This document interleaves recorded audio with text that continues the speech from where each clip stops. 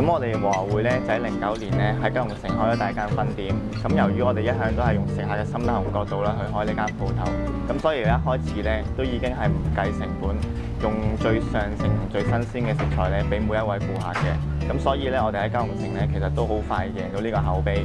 咁總算都有翻啲成績，所以咧咁我哋喺尖沙咀嘅地方咧，咁都開咗一間新嘅鋪頭。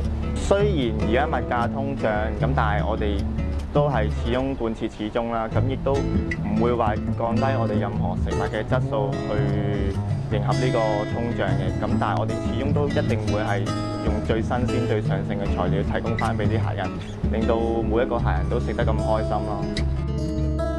大家睇到我哋前面呢個咧係我哋嘅寒天刺瓜雞煲啦，啲雞咧就甜啦，又唔係太肥啦，咁啲客可以飲咗湯之後再食我哋嘅其他打邊爐嘅食物啦。喺我左手邊咧就係我哋嘅本地招牌和牛仔，咁大家都睇到佢啲油花好均勻啦。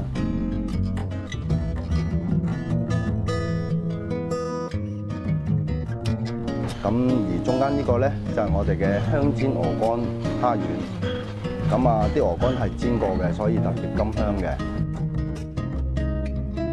嗱，呢個叫芝心獅子狗啦，咁咩叫芝心獅子狗咧？咁淥完之後咧，啲客一咬開咧，啲芝士就會流出嚟，呢個都好香甜啦。咁呢個咧就係我哋嘅牛拼盤，牛拼盤入邊有咩咧？有鮮牛脷啦。呢個叫牛胸爽，白色嗰啲，大家唔好以為佢係肥油喎，其實係肉嚟嘅喎。咁加埋我哋嘅牛仔粒，呢個咧就係叫老友鬼鬼。點解叫老友鬼鬼咧？我哋油炸鬼入邊釀咗蝦膠，嗰個口感就有些少彈啦，蝦膠。咁啲油炸鬼又脆身啦，都係我哋嘅特色食品之一嚟嘅。咁除咗呢啲之外咧，我哋亦都會有唔同嘅鍋底啦，喺唔同嘅季節入邊。咁嚟緊冬天，我哋都有個醉雞鍋都好受歡迎嘅，可以大家上嚟試下。咁另外咧，咁我哋呢度其實都有啲特色㗎。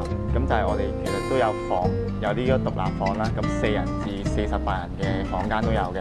咁另外每間房入邊咧，其實都有呢個獨立嘅電視啦。咁而且仲要係我哋係唔會收最低嘅消費嘅。而且咧，我哋價錢嗰方面咧，都係説做呢個中等，唔會話太貴嘅。咁俾呢個顧客去完全享受到我哋呢個飲食嘅樂趣。